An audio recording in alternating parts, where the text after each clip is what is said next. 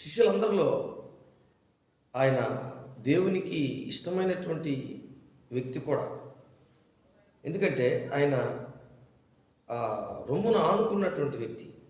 శిష్యులందరూ కూడా యేసుప్రభువుని పట్టుకున్నప్పుడు ఈ అందరూ చెదిరిపోయారు.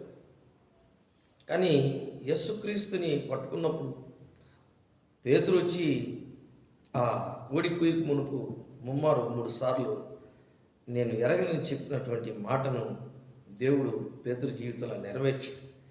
కానీ ఆ కలువరి సిలువ దగ్గర పేతురు లేడు, యోహాను ఉన్నాడు. చివరి వరకు తన జీవితం అంటే చనిపోయినా పర్లేదు, ఇంకా క్రీస్తుతో కూడా నేను ఏమైనా చేయుటకు ఇష్టపడుతున్నానని అక్కడ మనకు ఆ సిలువ వేసినటువంటి యేసుక్రీస్తు యొక్క